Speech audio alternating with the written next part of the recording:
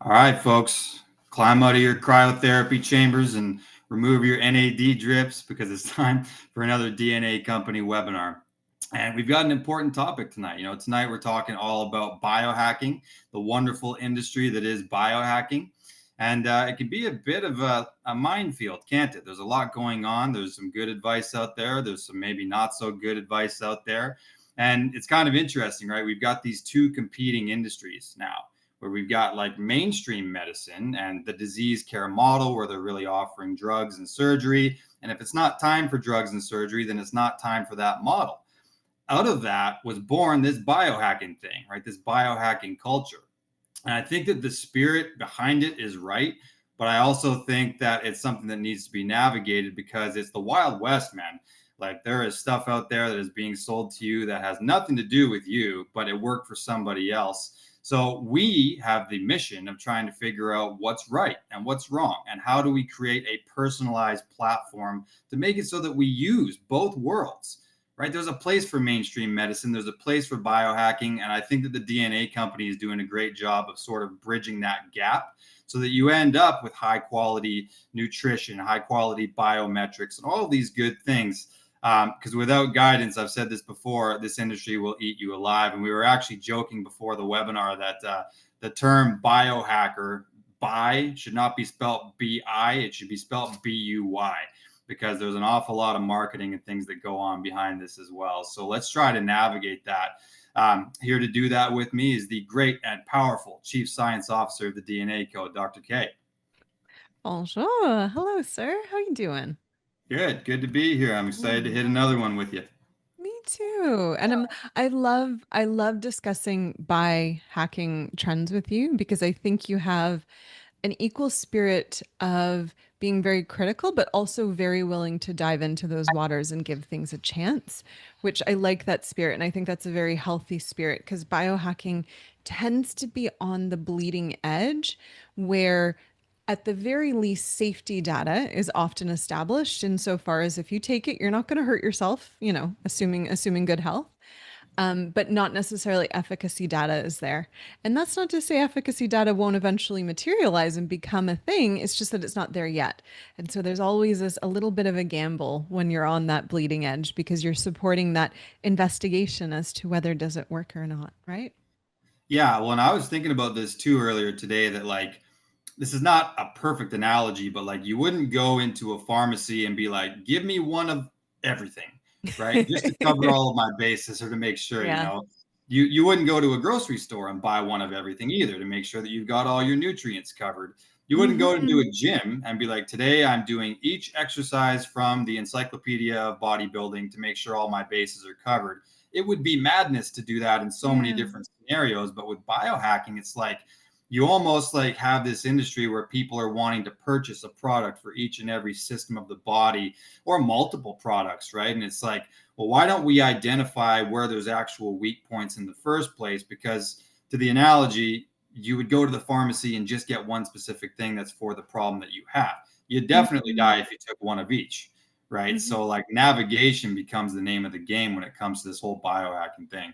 Yeah. And even if you were to survive taking one of each, your wallet wouldn't, right? Right. And that's part of Yes. the buy industry. Yeah.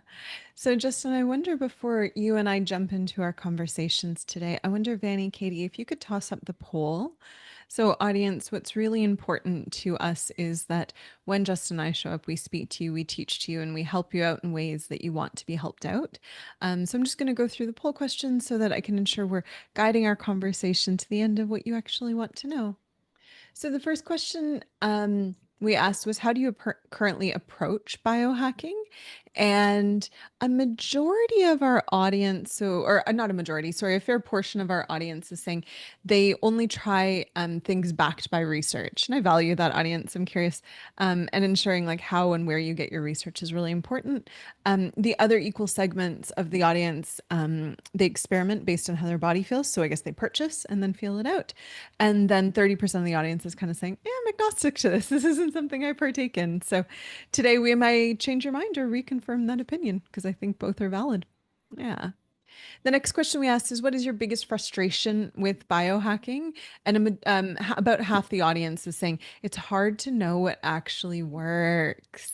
Yes. And Justin and I today are going to dive into the different reasons as to why it may or may not be working for you. Because sometimes that answer is going to be, it's a load of crap. And then other times the answer is simply going to be, it's actually not meant for you. It's meant for someone else. So we'll go through that today as well. The next question we asked is, how many times per week do you spend on health optimization? So this can be taking supplements, using devices, tracking data, all the fun things. A majority of our audience, 43%, is saying 1 to 3 hours a week. We have a quarter of our audience, though, saying more than 7 hours a week. And I'm curious, for those that are doing more than 7 hours, is that because you're taking an exercise program or something that takes a lot of time? Or that your biohacking has become so intricate that it does truly involve something that requires that much time? I'd love to know the answer. The next question we asked is, when you hear about a new biohacking trend, what is your first reaction? A majority of the audience is saying they're curious. They'll do their research. I think, Justin, we have the best audiences, the best informed audiences around. Yeah. Absolutely. A quarter are skeptical, and then 11%, and I love the honesty of 11%, are saying overwhelmed, too much noise to care. And an audience, I'll be honest, I fall into that bucket sometimes because there's a new thing out almost every day. Yeah, the last question that we asked, and I think this will really guide our conversation this evening, Justin, is, what do you hope to fix or address when you partake in different biohacks or biotechs? Um, Answers were pretty split. 20% of our audience, the biggest proportion here, is to slow aging and longevity. So just we'll really have to look at that preventative. And then the next answer, it's tied between improving sweet, improving sleep, as well as increasing energy or reducing fatigue. So different things, but oftentimes on the same continuum. So audience, we'll make sure that we speak to both the prevention side of things as well as in the moment. How do you go about achieving that rest and energy that may be elusive to some? Yeah. All right. Yeah, and a lot of those things contribute to one another as well, right? Like if you improve sleep quality, there's going to be a trickle down effect of the prevention of disease, or at least just a bettering of what that health outcome kind of looks like. So I'm glad that so many people answered, optimized health span, because it's like it's such an all-encompassing goal. That's the best goal you can have, Mm, right? And it's like, well, we yeah. need to make sure that all of the low-hanging fruit that the human body requires is being covered there. So I think that you guys nailed that one. Yeah. So, Justin, why don't we start with, what are the problems today within the biohacking industry? Why don't we start a little bit with the overwhelm and the fact that there's so many new shiny objects out there? Yeah, gosh, it's you know what it is?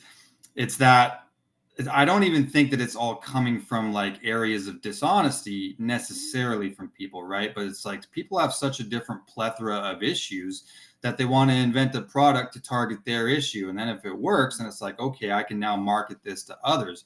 So I do think that there's an element of this industry that's actually wholesome and coming from the right place, right? And the problem is you need to know whether or not that's appropriate for you, because same with my analogy about the pharmacy, it's like that was the same thing there, right? Like you're Mhm. not going to, if you're not depressed, and you shouldn't be taking an antidepressant just to cover your bases and make sure you don't get depressed, right? It's one of those things that we need to be targeted. And that's why I think utilizing certain data, right, using genes, using lab work, it can really sort of highlight the areas that are in fact problematic for you, right? Like I'll give an example here. So I have the suboptimal SOD2 pathway. I've discussed this on the webinar before. That's antioxidation, and it's all about the mitochondria and clearing free radicals. So I know that, and having that data to go off of, I go, okay, well, this is an area that I'm going to need to reinforce, because it's important to remember every gene we test for represents a job that needs to be done by the body. If we have suboptimal genes there, this job is not efficiently being done, and it's going to encode the way that the cells associated with the job are performing or not performing. So, okay, we've highlighted an issue within the genes. That is a basic blueprint that the body is going to operate on. This is an area that we need some help with. Now, Mhm. I did so many things to help this area that when I went to do the lab work associated with that area, which is primarily something called Mhm. 8-OHDG, that's a marker that I'm a big fan of when it comes to oxidative stress. My oxidative stress with all of these interventions was low. My Mhm. oxidative stress without all of these interventions was high. Now that Mm. it's low, if someone comes and grants some new thing and comes out with 6 new supplements and different Mhm. protocols, well, why do I need to go and purchase these 6 new protocols when I've already addressed the issue and I can Mhm. prove it, Mhm. right? So that's precision healthcare. That's why we do what we do. If it's not a problem anymore, you don't even need to change the formula. If it ain't Mhm. broke, don't fix it, if that makes sense. Yeah. No, so if I'm hearing you, it's almost this idea that sometimes people are over treating something, or maybe not even treating with awareness of what they're trying to chase, because you just were very specific. I have this gene, I did this lab work, I did these things, right? So there's an element of there's a problem that people aren't entirely clear about that they're trying to address. Yes, Mhm. and the other part of that is that if I were to keep going, you can actually Mhm. now create a whole new problem, right? Yeah. And I'm using this as an example as far as the SOD2 pathway and Yeah. mitochondrial toxicity, but there's a thing called redox homeostasis that's pretty important, where you can actually overdo it with antioxidants if you were to just supplement left and right and high dose vitamin E and high dose vitamin C. You can actually cause an issue in homeostasis within the mitochondria because you've now overloaded one Yeah. side of that, right? So now that I know that the marker is fine and it's a reliable marker, then it would actually be to my detriment now to Mhm. continue to pile things Yeah. on. I might as well just keep going where I'm going and keep my finger on the Yeah. pulse of those types of lab markers so that I know that I am not kicking my body out of homeostasis with well intentioned Yeah. supplements, but just way too many of them. Yeah. Yeah. I I like that, and I want to offer another perspective that I've seen frequent within biohacking, and I would say this is a human trait. We are very social creatures, and we like to do things in group, and there becomes an element of groupthink, right? And there's good and bad to this, right? I think too, if we look over the decades of all the diet trends, right? There was a decade that was marked by incredibly low calories. And then there was a decade marked by hating fat and removing fat from absolutely everything. And then there was a decade where we then started to hate carbs and carbs became the enemy. And to me, it's really interesting because all of these decades, there's always this element of here's some science that backs it up. And so there's truth to it, but it's not the full truth and it's never ever ever the individualized truth. And so people within the group are hearing this. They're hearing some evidence, and that then has them thinking that that is an appropriate thing for them to be doing. And as we advance science, especially as we're advancing genetic science, we now know that there's no such thing as this one size fits all. And so it's easy to see that with diet and kind of the trends over the decades. But I would also offer that's a little bit relevant when it comes to biohacks. This little device here means that companies, if you're on social media, companies have 24 access to you. And that also means companies have this capacity to make you think like you're part of a community. So they are creating this sense of community with you that triggers that group think. And they're presenting you with just enough science to make you think that it's applicable to you and your own biology when it may not be, right? I think I would offer that's a huge problem with biohacking today. Before 20 years ago, you could hear about it maybe through a friend, you could hear about it maybe in a newspaper or on the TV. Now you hear about it 24 hours a day through there.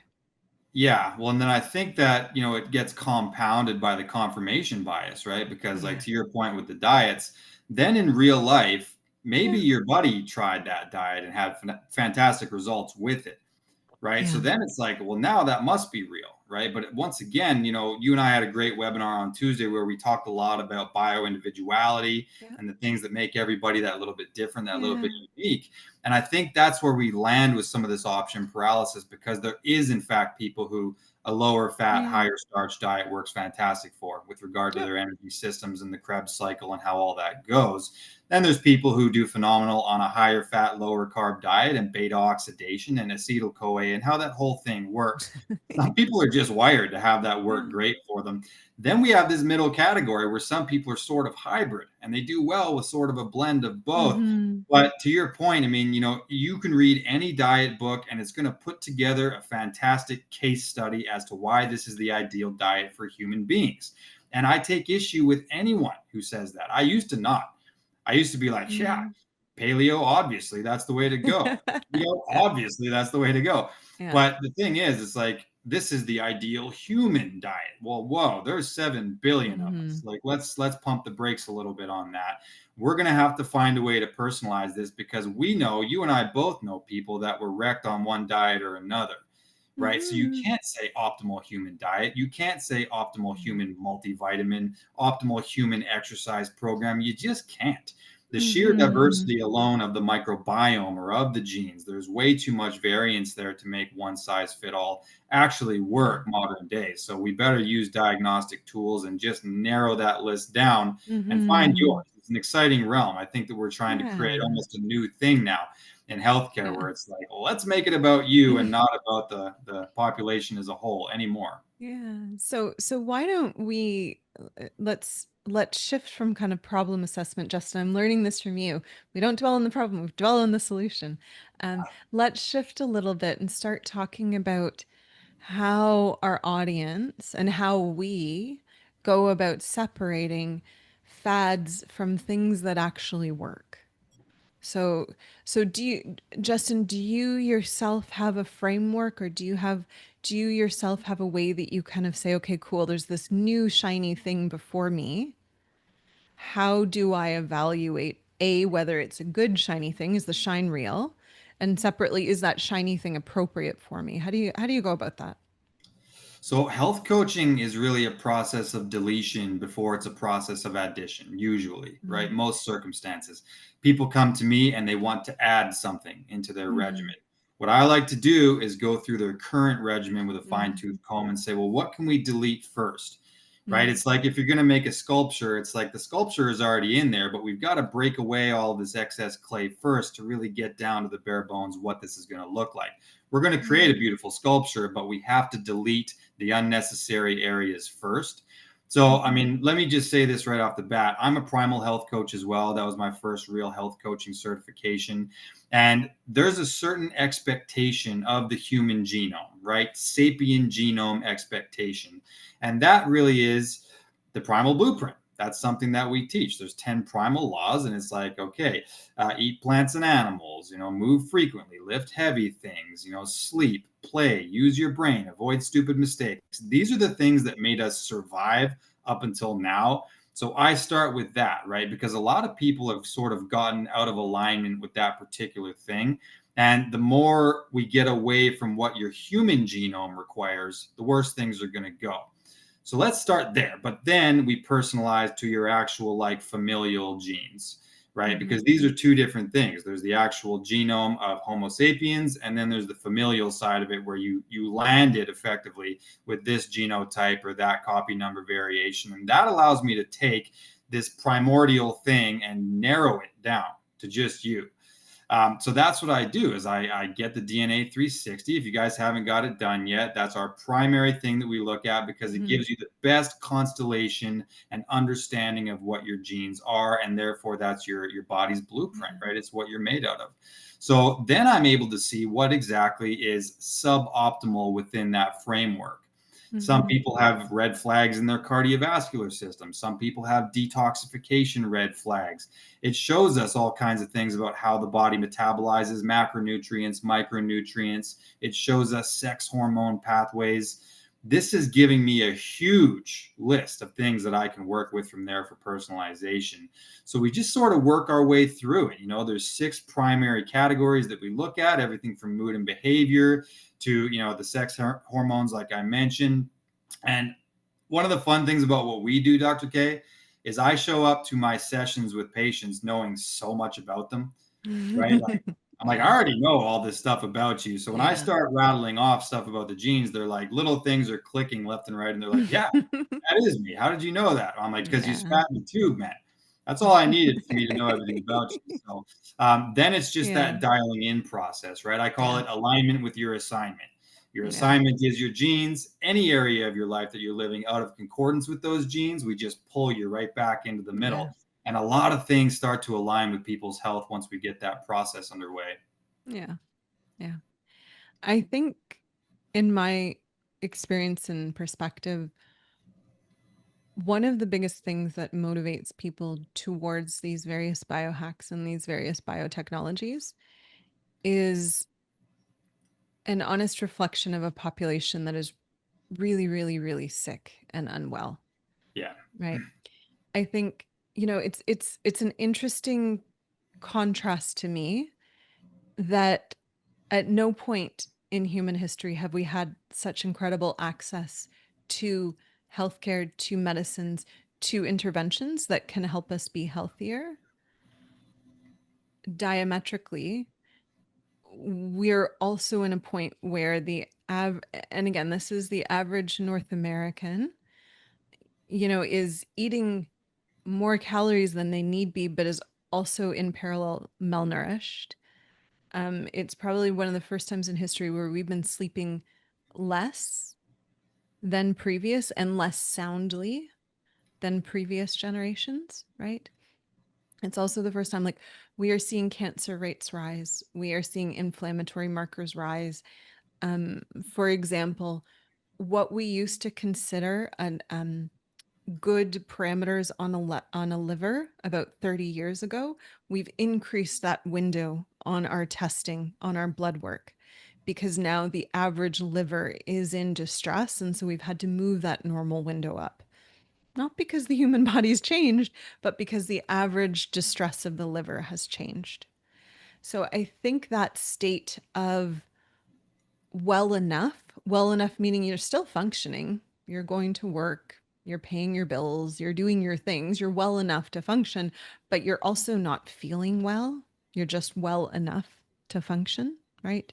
I think that gets people in a place of, I already feel so overwhelmed by my life. I'm just reaching for, right? What can I do to fix it?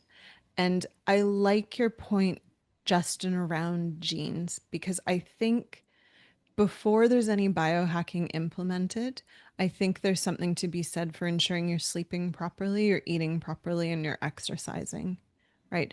With most longevity experts, for those that are on for the end of longevity, there's not a longevity expert out there that says that sleeping, eating, and moving are about 80 to 90% of the work that you need to be doing.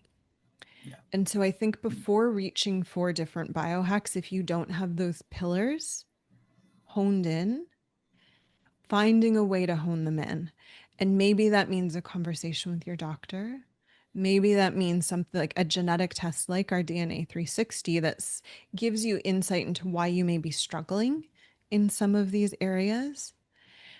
And then I would also say maybe that means conversations with your friends, with your family, with that social network that can hold you accountable.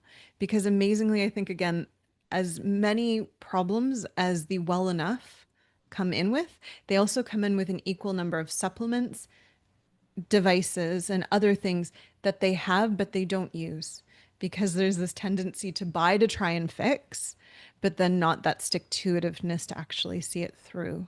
And so I think part of this too has to be engaging with community, so that it's not just community that's kind of getting you into that group think, it's community that's getting you back to the gym or back into the kitchen or back into whatever it might be. Yeah, it's like that's called allopathy, right? Like when you just kind of reach for something and it's going to give you a Mm-hmm. temporary relief. I think that a lot of people, it's like you don't have an education issue, you have an application issue. To your point, the really low Yeah. hanging fruit of like, well, let's just get your sleep right and get moving your body. Like, do you even lift, bro? Like, honestly, some people come to me and they don't do that, but they're reaching for XYZ Yeah. supplement. And it's like, well, let's leave that Mhm. conversation for a Yeah. moment and let's get on point with our application. Like, I've said that about myself. I'm like, I don't even feel like I know that much as a practitioner. I'm just really good at applying what I do know. And it's managed to get myself as well as my clients pretty far, right? Because what we do know, we make ideal use out of it.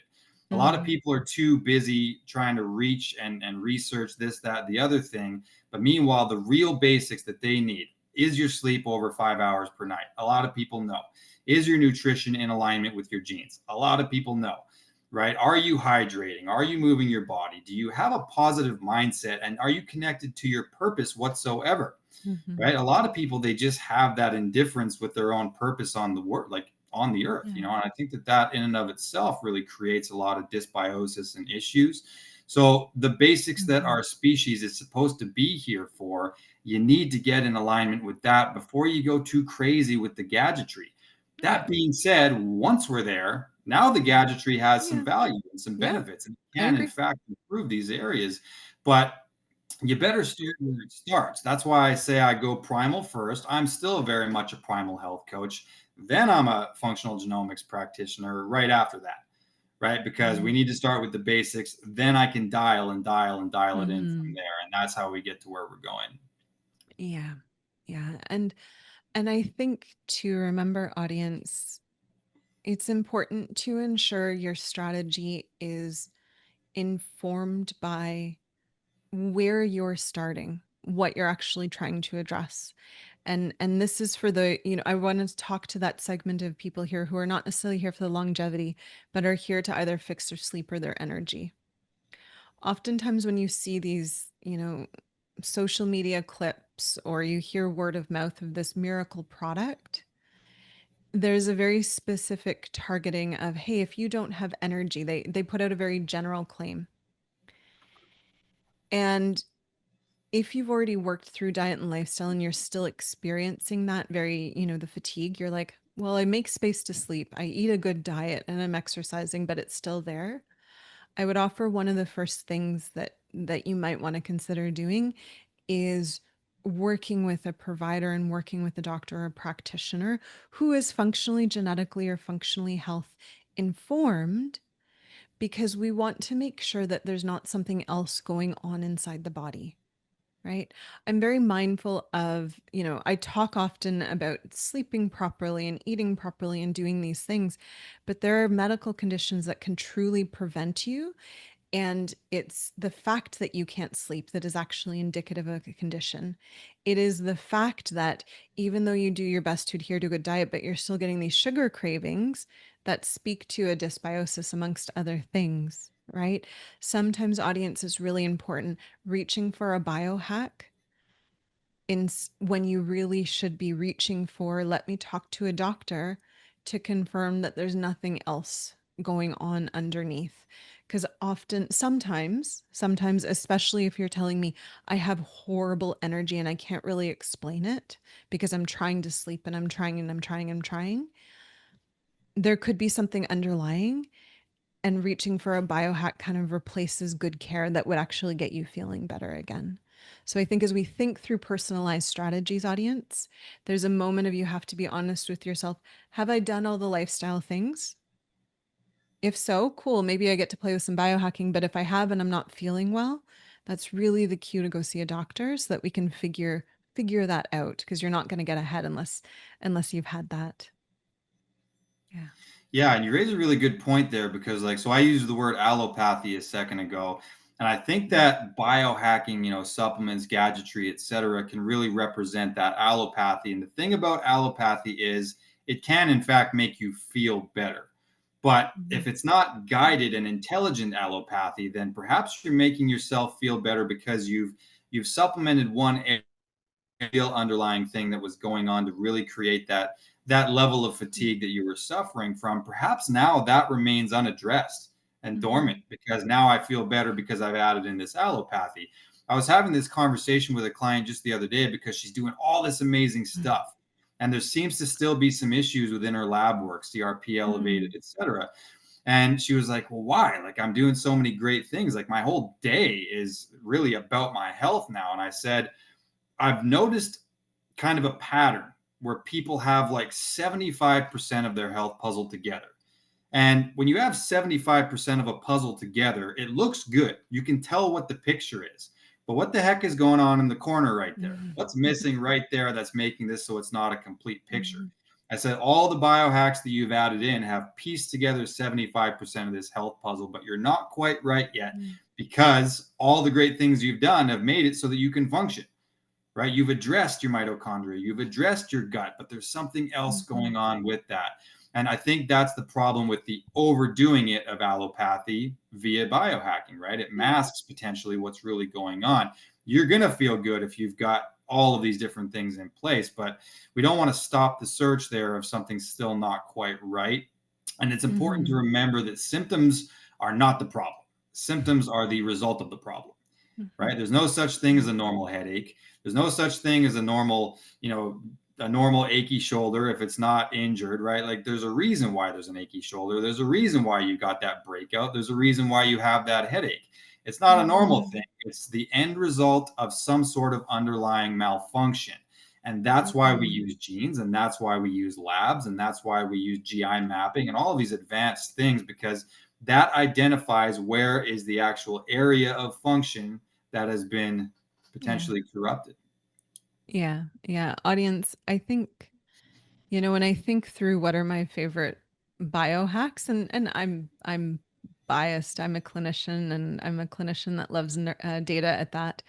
Um, I'll be honest, one of the oftentimes the best investment you can make when it comes to biohacking is appropriate testing and working with an appropriate provider, right? Because I think something that's really important is having that third party perspective. I think, and I'm guilty of this. I'm very guilty of this. Sometimes I try to fix my own problems and I'm like, I can do it. I'm not feeling well. I can do it. I'm smart in theory. And then, but my biggest gap when I try to solve my own problems is I don't have third party perspective. I don't have a lab necessarily that I'm looking at. So I don't have that data of where I'm starting. And additionally, I'm only looking at it through my eyes. I can't see around my head. And I think that can be the value add of a health coach, of a functional genetic practitioner, of someone in the functional health space that can give you that other perspective and say, hey, you're focused so much here, you forgot about over here, and you forgot about this thing. And so when I think through what are the best biohacks, it is definitely testing like our genetic testing, or for the longevity folk, maybe something like DNA aging, where you do that methylation testing, figure out where your body's at, right? There's a few different tests that you can do, but also really empowered by a practitioner who's going to guide how you're applying the results and more importantly, hold you accountable. Justin, that is your forte, and I adore you for that because that's how you transform and actually make biohacks helpful because you hold people to account. Yeah, and I think one of the cool things too about sort of the way that we mapped out the DNA 360, when I say we, I mean my predecessors that got here before I did, who did all that great work, is that it's really meant to be really all encompassing, right? So, like a lot of practitioners, it's like, oh, I'm an endocrinologist. And it's like, you come to see me when X system is compromised. And it's like, the thing about knowing your genes and the way that it's mapped out in the DNA 360 is it gives you info on all of the relevant systems of the body that we really need to be looking at as well. Because otherwise, you end up with a practitioner who has a model and he's like, well, I'm a colon hydrotherapist and everybody needs this. And I'm going to Mm. explain to you exactly why each and every person on planet Earth should have colon hydrotherapy, right? With us, I think that we try to be a little bit more Jack or Jane of all trades and have a little bit of knowledge in each area, Mhm. have markers, indicators that we can look at in each area because we're trying to identify the greatest number of things to look at that may be malfunctioning, right? Mhm. And there's this beautiful marriage between genes and lab testing that I think is a really cool thing, because it's like the genes are upstream of upstream, and then the labs, any metabolic panels that you do that are high Mhm. quality, it's showing you the downstream manifestation, like what's going on right now. When we marry those two, we can say, this is what's going on right now. This is a genetic weak point that is a likely contributor. And it gives us a more well rounded ability to sort of fill in the gaps. There's Mhm. this needs gap that people have. And it's like, why is my CRP up? Well, again, I can point to 5 different areas right there in your genes that are potentially causing more inflammation. And therefore, I know what to do about it far more than someone who's directly like the CRP. That is what we need to talk about and think about. And let's get you on all these anti-inflammatories, right? But I play this game I call identifying the arsonist when it comes to inflammation, right? It's like I Mhm. want to figure out who's lighting Yeah. fires in your body. And if I just put the fires out and there's still some ass running around lighting the fires, then I'm never going to get to the root of the Mhm. problem. Yeah. Yeah. Yeah. An audience, for better and worse, often worse. You're not going to meet someone over as a product salesperson that's going to be able to be that person who identifies who the arsonist is. So that's on you, and that's on your healthcare provider and the testing that they offer, and then the very strategic treatments. Because let's dive before we jump into questions. And audience, if you have any questions, please do put them in the Q&A. Um, but before we transition into Q&A, Justin, why don't we speak to why sometimes biohacks don't always work? Because I think, when we looked at those poll responses, a fair portion were saying something to the effect of, tried a lot of stuff and it kind of sucks that it doesn't always work, even though it worked for Bob down the street. Yeah. No, I think that if you're trying to reinforce a system that is not compromised in the first place, Yeah. you're not going to have a notable health difference there, right? It's like Yeah. if our body is a building, and you've got a foundation and you've got concrete pillars over here, and we've got this biohack that represents wrapping duct tape around that concrete pillar, there's no difference in the structure of that house right there. You've reinforced an area that truly didn't need it.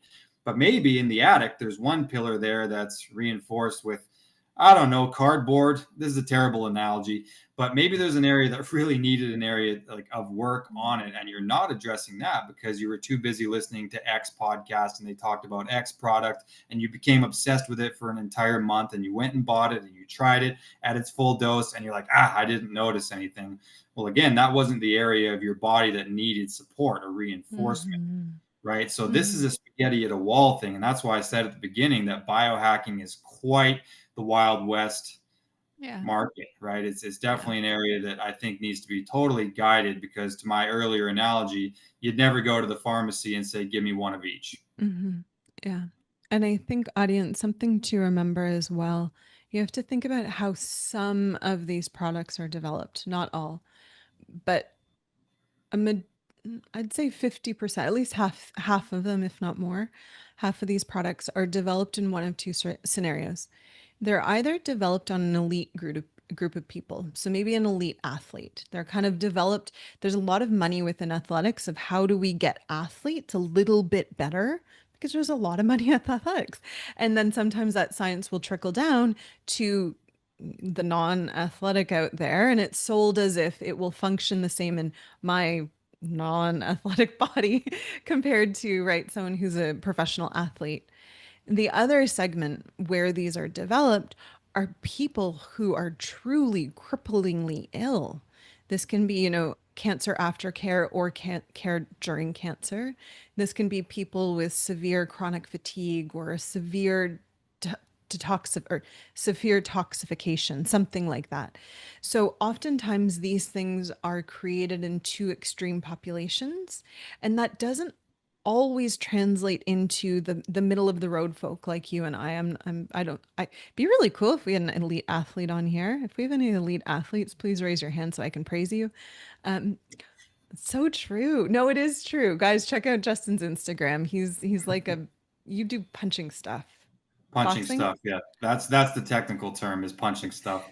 I'm Go not sports. elite, but I dabble. But and didn't Felicia train you up a little bit? You're turning into one. She did. Yeah, consistency is my issue, but I did have a little muscle. See, look, it's a Look at tiny, that. tiny little muscle. You can't Fantastic. even know. One day, one day, one day.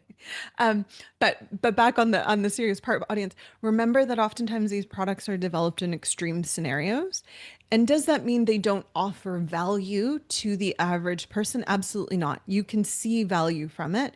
You just have to kind of manage your expectations as to how much value, as well as, and again, this is where a provider can come in, especially for that sicker population, and say, you know what, there's this technology that was done within a similar population, they had a similar condition to you. This is going to skyrocket you because it was developed and supports that very specific population. So, just something to consider. Remember, one of the reasons some of these biohacks are not going to necessarily land with you is because you're not an athlete like I am, or you're, you're not crazy, crazy sick and extreme in those spaces. Okay. Yeah. All And right. by the way, Mm. sorry, Dr. G, I was just gonna No, say, please. shout out to any colon hydrotherapists in the audience. I don't mean to like talk down on your profession. And there is, I should qualify what I said there as well, because there are Uh, circumstances where I refer out, right, to yeah. specialists, and they have Hmm. their value. And I'm grateful for each and every practitioner who has each and every modality. Sometimes I suspect mold toxicity, and it's like, well, let's refer out Yeah. because there's going to be someone who's really good at that, and I Hmm. know the basics, but it's not my Hmm. my forte. Or Yeah. if it's like there's a GI pathogen and we need someone to do an eradication protocol, there's people whose whole careers are built on that, Hmm. and there's a purpose, right? So I don't mean to sound like, oh, we're functional genomics practitioners and that makes me superior. My point was this gives me a broader knowledge of all the different systems, and therefore I'm able to identify the arsonist a little bit easier. But absolutely, an Hmm. endocrinologist is going to know more about hormones than me. Hey, a mold expert's going to know more than me, and there's a place Hmm. for all these things. It's good to have a team around you, like even just at the DNA Co. I mean, we're all FGPs, but within our FGP team, we've got people that are experts in various different areas as well, right? And having like a good team, just you don't need 45 practitioners. You need like a couple that you really trust and have your best interest at heart. Hmm. That's going to set you up for the best possible longevity. So I just wanted to make that disclaimer. Shout out to all the colon hydrotherapists in the audience. Are there any? Because so far I haven't seen comment of an athlete being in the audience. I was hoping for it, but maybe not today. Maybe next time. Okay, audience, I want to shift into questions and answers. Before I do that though, Jan or Jen, I need new glasses. So Jan or Jen, I'm not sure who, is asking the question of where can they find a functional genomic practitioner. Um, the I would offer that one second, Jan or Jen, my words aren't working. I'd offer, we have a huge network. So we are the company that certifies functional genomic practitioners, or at least those that can work in the functional genetic space. So don't hesitate to reach out to us. We can either, and let us know if there's a specific area or specific thing that you're working on. So you can say, I just want to know my genes, or you can say, I want to know my genes because I'm working on this. And then that way we can connect you either in-house or with one of our certified providers to whatever suits your needs best. So if you want to use, actually, Dr. Gutierrez is in the chat and she can support you out, Jan or Jen. Justin, I really need new glasses, and that makes my heart sad because I have no idea who I'm talking to right now. All right. You got pretty close, I think, so that's not bad. Sorry. Jan is what I would say, but yeah, I think you I got just it. can't see. I just can't see that far. Yeah. All right. It could be even yawn. I don't know. Who knows? All right. So, Justin, our first question is from, I'm going to combine this. It's from both Pat and Jody. Pat, they're asking our opinion on molecular hydrogen, hydrogen water. Do we have an opinion about it? And then also just stating some evidence for said opinion. All Pat? right, here we go. Because so we did a whole webinar about this. It was Dr. K, Dr. Laura, and myself, and we represented every area of the spectrum. Because personally, I'm a fan. Dr. K's got her skepticism that I value, and Dr. Laura was, I think, kind of in the middle a little bit. maybe Mostly in the leaning middle. towards skepticism, but definitely fascinated by some of the research that's out there. So, for me personally, bear in mind, the SOD2 pathway is of relevance when it comes to mitochondrial toxin clearance. That's what I have suboptimal. And when I tested my 8-hydroxydeoxyguanosine numbers, which is to do with oxidative stress, those are the markers that are low. And one of my strategies that I use on a daily basis is, in fact, hydrogen water to support that pathway. Now, when you have bad SOD2, it's not a great idea to be an athlete like I am. Working out all the time, you create a lot of free radicals. When you have a suboptimal genetic pathway there, it's likely that they're going to accumulate and cause you some health problems. So I do not have direct evidence as to hydrogen water, the level of role that it actually played there in my good lab markers associated with that, even with bad genes. But it's important to know that hydrogen is an element on the periodic table. It's, in fact, the first element on the periodic table. There's a lot of very good researchers out there, like Dr. Robert Slovak. He's one of the guys that I kind of learned the most from, and he's like the water guy. Like, he talks a lot about minerals, something called ketone, which is a really interesting hypertonic and isotonic mineral. He's a huge fan of hydrogen water, and he does a lot of good talks about it. And to me, I was convinced by gentlemen like him, gentlemen like Tyler LeBaron.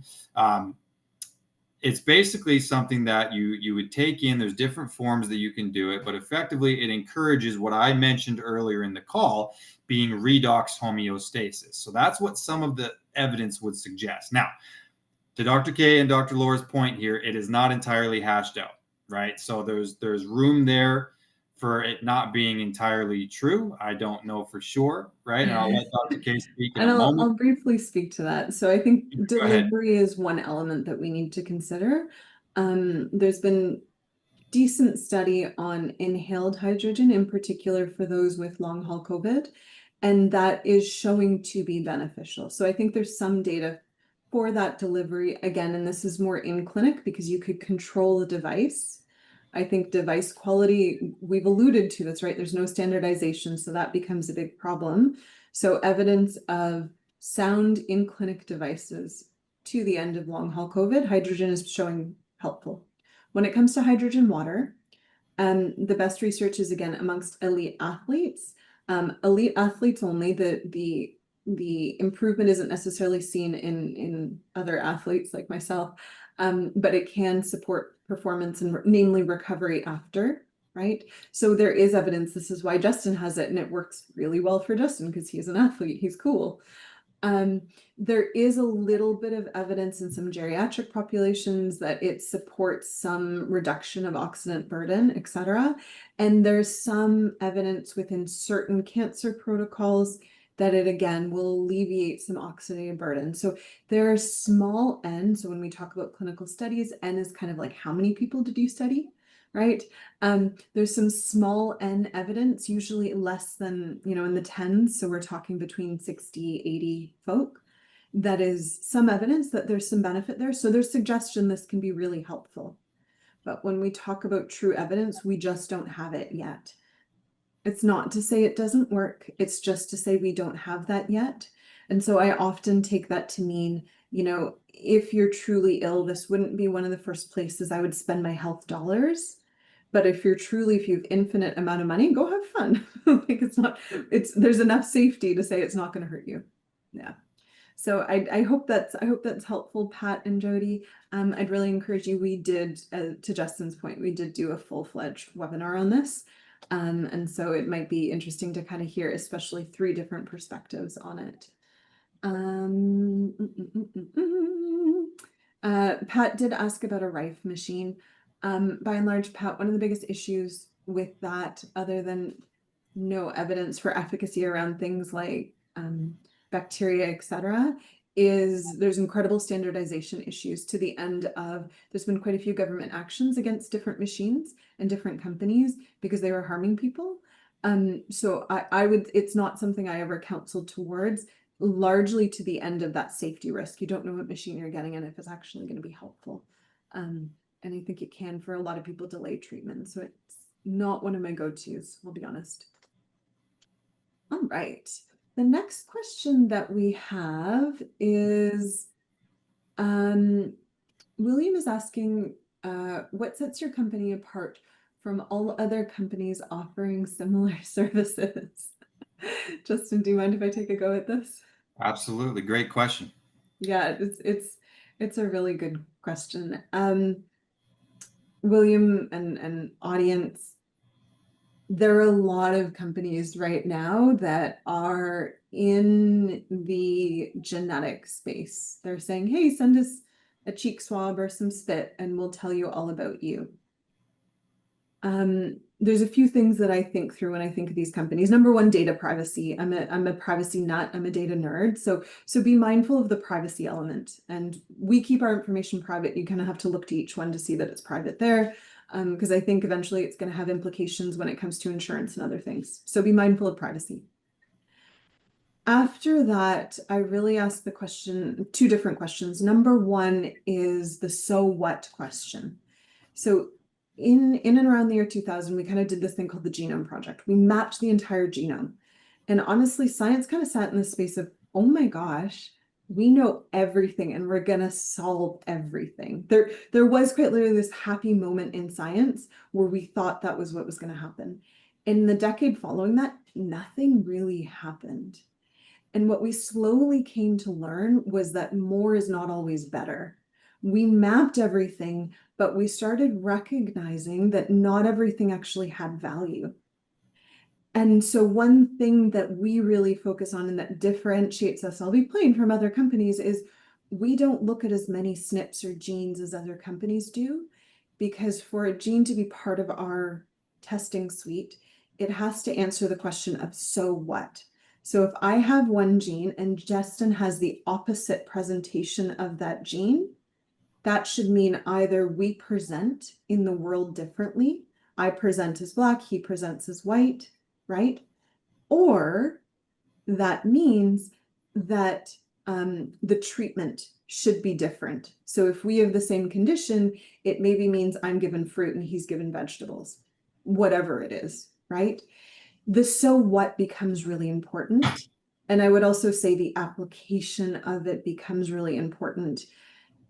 When I've been working in the space of trying to teach functional genetics to doctors, to healthcare providers, to health coaches for a while now, for 7, 8, I don't know how long, for a bunch of years. And one of the biggest problems I have with healthcare providers is they're like, I've already been to school for 25 million years. I don't want to go back to learn genes. And so a huge thing is, how do we make it understandable and how do we make it accessible so that, again, if I'm Black and Justin's white, how do we translate that so we understand that I'm Black, he's white, and that I should be having fruit and he should be having vegetables? We make sure it's really easy to access that information. And then when it comes to, I have a condition and I need special interpretation, we make sure that we've been hitting the pavement and training people like Justin, like our functional genomic practitioners, so that when you have a question that's very specific to you, we have a team that can support that understanding. We don't use AI here.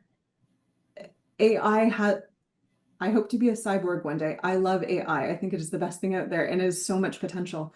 But right now it's not in a point where it can interpret genes and it's not in a point where it can counsel people to the best end. Right now, still categorically that sits with people. And so we're people backed, and we're one of the few companies that is purely people backed, that isn't leveraging AI in some fashion, right? Do we have algorithms and things on the back end that helps us do that big data work? Absolutely. But big data work is different than AI.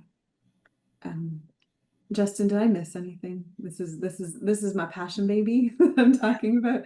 So like my baby is obviously the best. So I want to make sure we're being fair. That was beautiful. I'll add to it just because I also love the DNA company from the bottom of my heart. So one of the other things is that what we actually test for includes more than just SNPs, right? So I think that's a really common thing is people are like, we do all this SNP testing and it's like this pissing contest to see who tests for more SNPs. But the thing is, if you're testing for SNPs that don't have clinical relevance, then it's more like a cool talking point, right? Look how many SNPs we test for, but it's like, right, how many of those have real clinical relevance for the populace and for the health of people? we are really specific as to what SNPs we look at. You know, people like Dr. K, people like Dr. Mansour Mohammed, a lot of great work has gone into the genes that were landed on for our panel. So there's that. But beyond the SNPs, we also look at things that most of these, in fact, I haven't seen another company that looks at things like copy number variations, CNVs. There's some really important genes that have real relevance for your health that are not SNPs. They are copy number variants, right? Things like your glutathione genes, really important for how your body detoxifies itself. Things like your UGT glucuronidation genes for hormone clearance pathways. You're not going to know anything about them if you're only looking at SNPs, and they do have a lot of clinical relevance. We also look at indels and deletions, right? There's really important metrics within that. So the genes that are landed on with our DNA 360 were there for a reason. We were not including anything on there that doesn't need to be on there, and everything that is on there is backed by science and matters for how your body works. The other thing is, the more you test for, the more expensive it is to do the test, right? So if we're going to test for just this huge number of things so that we can say that we test for a huge number of things, ultimately that price point trickles down to the consumer. And for what? If we're not actually getting any more actionable data out of it, then it's not a good thing to be doing when we're trying to make it accessible to as many people as humanly possible. Love it. So hopefully, William, that answers your question. William also added, oh, mon Dieu, their month 23 of long haul COVID. Can you help identify solutions? Yes, we have an MD specifically that works with this. If you want to email us, Katie or Vanny can put this in the chat, CEO@thednacompany.com. We can support kind of what options and how we can support you if you'd like to work with us. All right. Justin, Jody is asking, can you please share the alleles that are ideal for SOD2? Yeah, so SOD2 is the one that I mentioned earlier, and that has to do with the mitochondrial toxin clearance, right? So free radicals in the mitochondria. And we measure it in C's and T's. And if you have CC presentation, then that's considered optimal. So that would be considered like a fast SOD2, which means quick clearance of those free radicals. If you have CT, right, so if you have one T allele in there, it's going to reduce SOD2 function by 30 to 40%. Pretty friggin' significant. Now, if you have two T's, which is what I have, then that's going to reduce SOD2 function by up to 70%, right? So that's a really reduced clearance of free radicals at the level of the mitochondria. And pretty important that you're going to want to put some stuff in there to help you clear that. Maybe hydrogen water, maybe not. Watch the podcast we did first. It's important to note as well that that's an entire pathway. So it's called antioxidation. It's in your anti-inflammatory report. And there's more than one thing. So there's SOD2, that's the first part. And then there's another one called GPX, glutathione peroxidase. And you're going to want to have a look at the speed of that as well, because the thing is, between phase 1 and phase 2 detox, there's actually an intermediate metabolite that gets created, which is like really toxic to the body. It's just part of the process. The body takes the toxins, changes them around, makes them water soluble so you can get rid of them. In between those phases, though, hydrogen peroxide gets created and it's pretty toxic. So even if you have slow SOD2, that's not ideal. But if the GPX is equally slow, at least there's not a building up of that middle chemical. So you actually, funny enough, would want your GPX gene to be pretty slow as well. If it's not, there's an imbalance and it's going to likely create more of that middle intermediate chemical. And you're going to want to increase mitochondrial detoxification to the absolute best of your ability if there's an imbalance within those genes. Gorgeous. All right, Justin. The next question comes from both Susan and Vicky. They're wondering around what conditions can benefit from red light therapy. So I love red light therapy. It's, I would say, important to note that it was actually discovered by NASA, and we've known about different wavelengths of light, right? I mean, that's something that's pretty obvious. The sun has various different wavelengths, yellow, blue, red. There's a lot of different wavelengths of light. And the thing is, your body actually understands all of them and it reacts to all of them. right? Like your eyes have an understanding of the different photons that come in. Your mitochondria have receptor sites for different photons of light. So red light in particular, there's different ones, right? There's red, there's near infrared, there's far infrared, and each one of them, it kind of penetrates the skin to a different sort of depth. So it encourages different levels of healing. So the ones that are a little bit more superficial are going to be good for like skin conditions, right? It's going to help with some healing and some circulation, anti-inflammatory action there. I recommend any brand that is legitimate, right? Because I've said this before, you can buy a Christmas tree bulb in a lamp that people advertise as being red light therapy, but it's really not. It's just a red light bulb, literally. So you're going to want to have the ones that have all three of those spectrums, in my opinion, because that's going to give you the greatest healing benefits. So anybody who's got an injury, if you're just interested in even skin health, it's good for your hair. It's good for a lot of different things, collagen production. I don't think there's evidence as to it being able to like really target a disease, right? Or something that's like a lot more intense. But as a tool, the ability to turn on the sunshine at the flip of a button is pretty useful. And you can use it for different healing. Like if I accidentally tweak something in the gym, well, I'll shine my red light there. If I'm going to do a clay mask, I'll bake it on with the red light because why not? This is biohacking, right?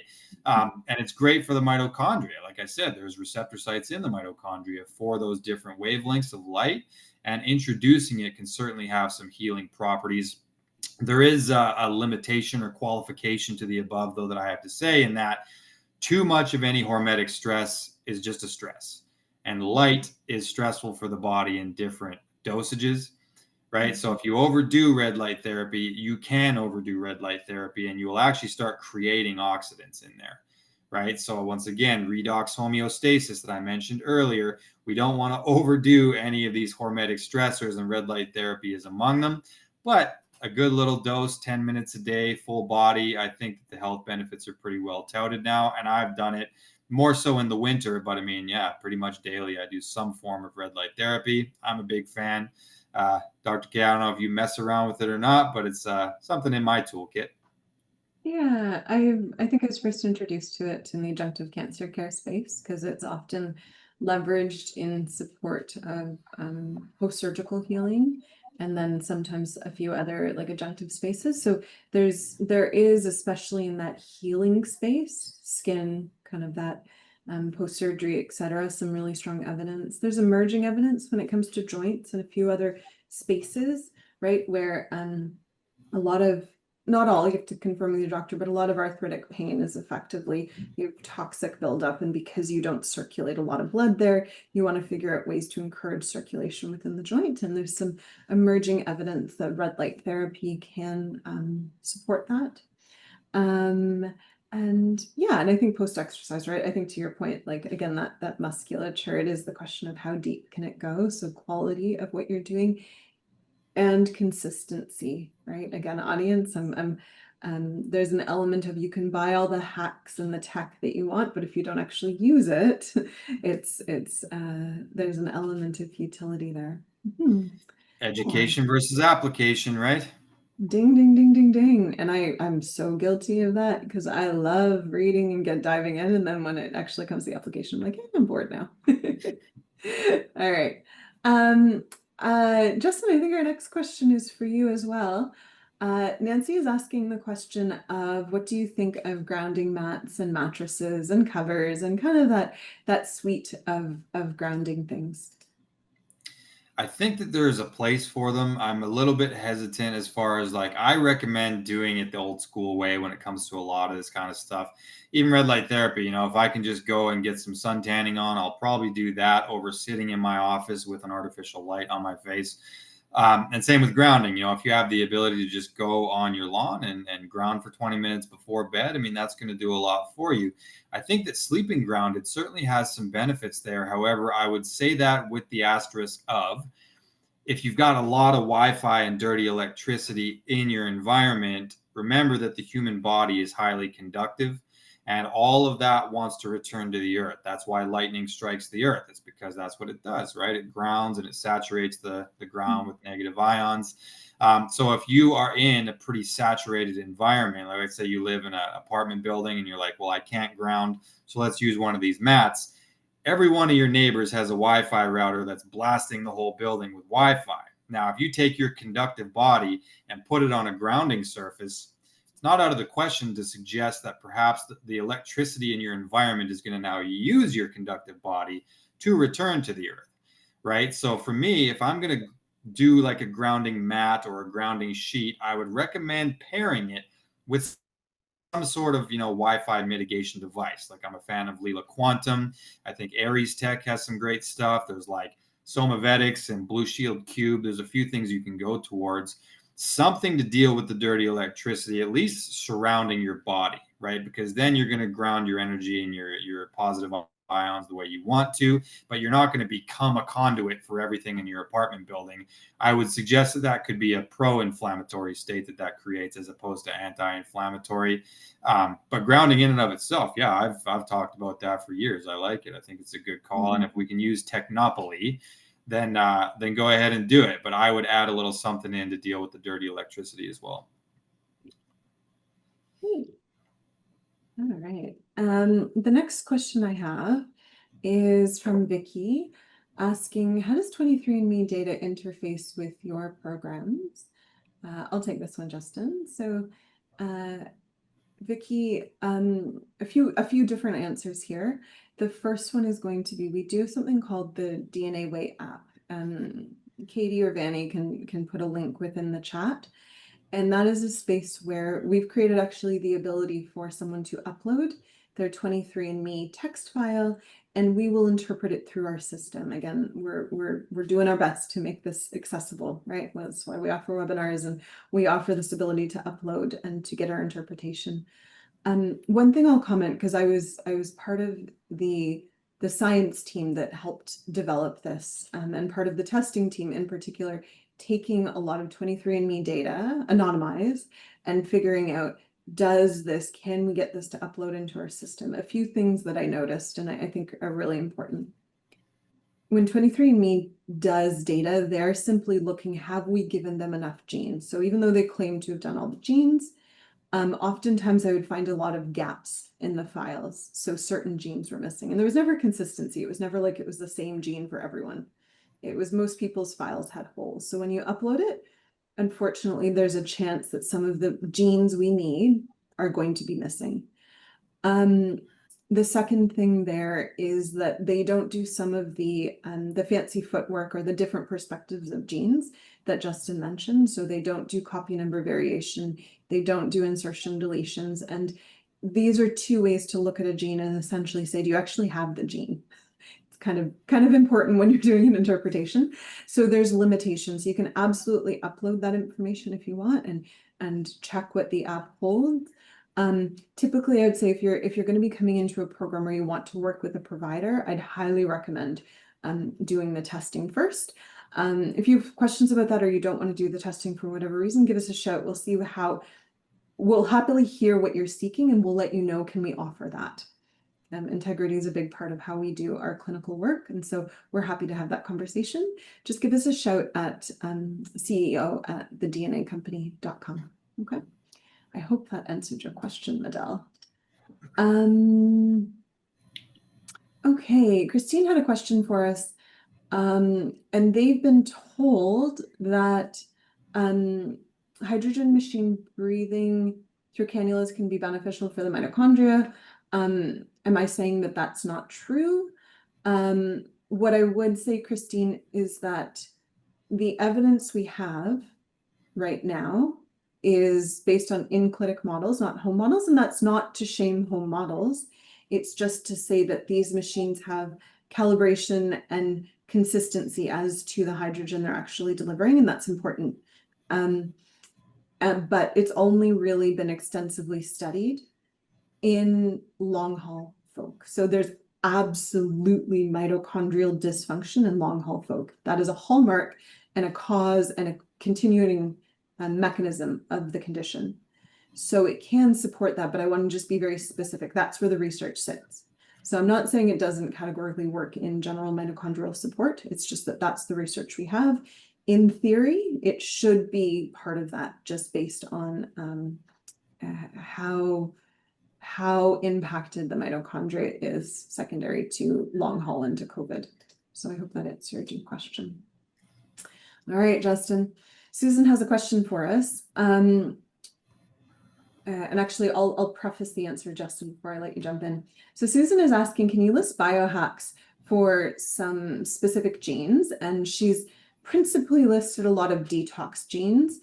So she's listed the GST family. So that's the glutathione transferring family. How do you get glutathione attached to those ugly little toxin critters? She's listed a few genes that have to do with methylation. Methylation being a really important detoxification system in the body, amongst other things. And then also some mitochondrial genes. Justin, before I enable or ask you to at least give one or two examples for this, Susan, a series that is coming in September that I think you would find really, really fascinating is going to be a fact or fiction biohacking series that is going to be hosted by our very own Justin Harris and Dr. Laura Varden. And so during this sequence of events or sequence of webinars, they're going to be digging into what are some biohacks that are specific to genes, to conditions. And so Justin's going to give a little bit of a prelude to a kiss right now. Jazz standard, if no one caught that, just because I don't want any wires crossed there. But Justin's gonna give a little bit of a teasing there, but I'd really encourage you keeping your eyes open to your email for our webinar schedule for September, because it's once a week throughout the course of September. I just could not remember the days if you gave me money. All right, Justin, dig in.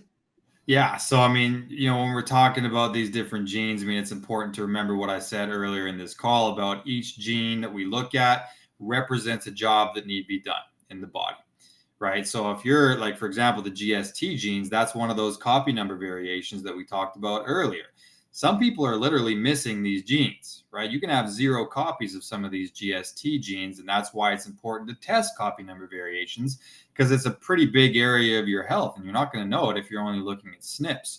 So the GST family, I mean, we test for 3 different ones, right? And each one is associated with different location in the body. We look at GST-T1, that's considered kind of the big brother or sister of this family, and that's associated with the liver. We look at GST-M1, and that's associated with the gut microbiome, and then GST-P1, which is the respiratory tract. So let's say you have 0 copies of GST-T1, liver.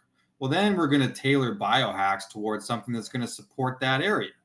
Right now, this is also something that lab work comes in handy for, right? Like you can test enzymes, you can test urinary bile acids and really see if there's liver congestion and things like that going on. But remember that this is a job that needs to be done, and it is not being done by your genes, and that's what it's supposed to be doing. So now we need to reinforce it. A biohack would be to support your liver, right? With all the things that we know, support your liver.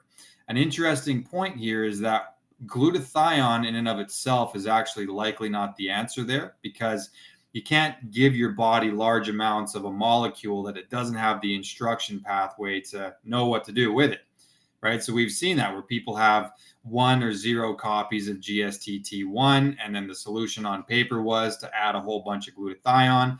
That's actually not a great call. You're better off adding in like the precursors to it. Right. So like we have a formula called Detox Optimizer, and it's based on precursors to glutathione to support that pathway without sort of overloading it with the raw ingredient, in and of itself. So basically anything that's going to improve glutathionization at the level of the liver, like NAC, like selenium, like alpha lipoic acid, these are great ingredients that are hacking that system. It's not really a hack. You're just adding in some support structures there. So that's GST-T1 if you've got suboptimal GST-M1. Now we're talking about gut health. Well, what do we know about gut health? We know that the way you eat is going to matter a lot there.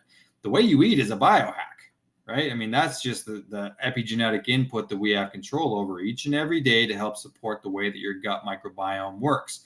I would also recommend our Gut 360 Premium test, because that's going to really show you what's going on in there, especially if you've got suboptimal GST-M1. You're going to want some metrics to go off of, but the way you would hack that system is by supporting gut health. Could be bone broth, could be intermittent fasting, could be digestive enzymes. That's where we need to know a little bit more than just the gene itself to really target that therapy. As far as the methylation genes, I mean, we use really targeted B vitamins, but I am hesitant to answer that question based on MTHFR status alone because we look at it as kind of a broader map. So I would look at the whole pathway to hack that particular system.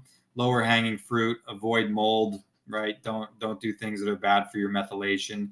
The DNA aging test that we run is also fantastic for seeing how your methylation is working. You can keep your eye on homocysteine levels. There's a whole conversation I have surrounding that. The last gene you mentioned was NOS3, that is endothelial nitric oxide, right? We call it eNOS. And if that's suboptimal, then the things that boost nitric oxide would be, in fact, red light therapy, would be, in fact, exercise, right? Weight training, ingredients like arginine and agmatine sulfate, citrulline, beetroot extract, watermelon extract. There's quite a few things that can impact nitric oxide levels. So that's how I would attack that. It would be nutritive, and it would also be things like light therapy and exercise. I think I covered all of them. Powered through. I said prelude, good Lord. Not a whole symphony, but it's okay. You know a lot, and I know the symphony's coming. All right. Cheryl is asking the question, are there any biohacks for stiff muscles? I think Cheryl, depends on the why, right? Is this because of exercise or is this because of a malnutrition? I think, or lack of movement, because that can cause stiff muscles. I'd say understanding that can be really helpful. If there's not a lot of movement, there's a lot of cramping, magnesium would probably be my first go-to.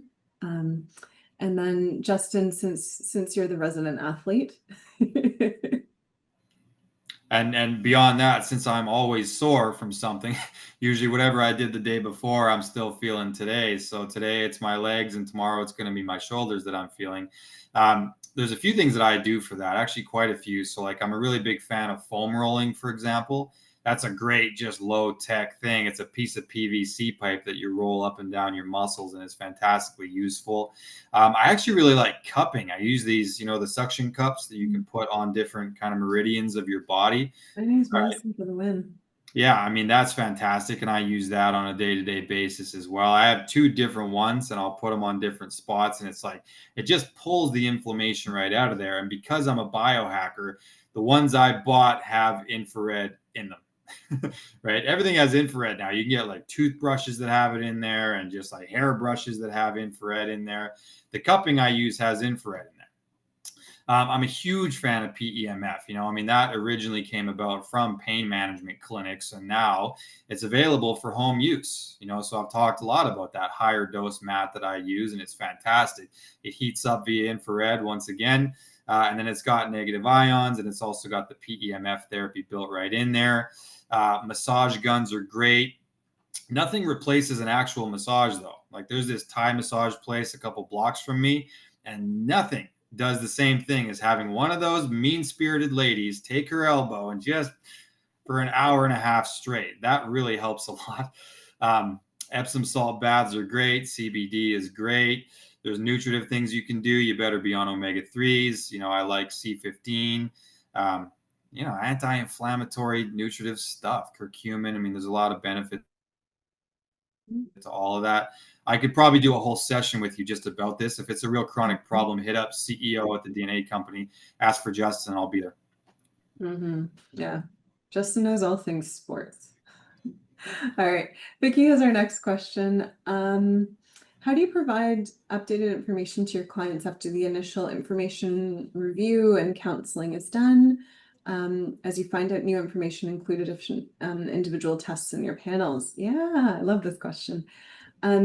So Vicky, when we do run the panel, we actually do run more genes than we report on. And the why of this is our perpetual belief and awareness that science continues to blossom more and more every day. And we are completely reverent and aware of the fact that while we may not know something about a gene today, we may know about it tomorrow. So as we comb the research and find better evidence, so that a gene, if I have one presentation and Justin has the other, there's a so what between that, right? We will put that gene into our testing. And what will happen is you will get a notification saying, hey, go to your app, go to your portal where the test was, there's a new gene for you to see, and it will include an explanation there. There's an element of it depends on when you get your testing with us. If you have testing prior to 2022, you may have to redo the test. So every once in a while there might be a qualifier there, but it's important to us that we ensure that this information is continually trickled to you as we get it. We don't charge subscription fees. We don't really charge for it. The only limitation is if the gene testing technology changes and we have to retest based on that. Yeah, so hopefully that answers your question there, Vicky. I think the last question we have here is coming from William. Actually, so this will be a brief question because actually, Justin, I'm not sure if you know about this. William's asking if have you ever researched Brown's gas as an alternative to hydrogen therapy? I think that Brown's gas creates hydrogen as well, as my understanding, but I think that there was a lot of safety issues and the explosivity of it and things like that, from what I recall. But I would say that even if it is creating hydrogen, that it's kind of subject to the same skepticism and things, that normal hydrogen methods would. I think that the tablets are a pretty safe bet. Like, they're never going to explode if you put a couple of magnesium hydrogen tablets into some water. But I mean, hey, biohacking is biohacking, and I'll leave that to some people braver than myself to test that one out and see what the research actually shows up as. But that's all I know about it. It's kind of like a different way of making hydrogen.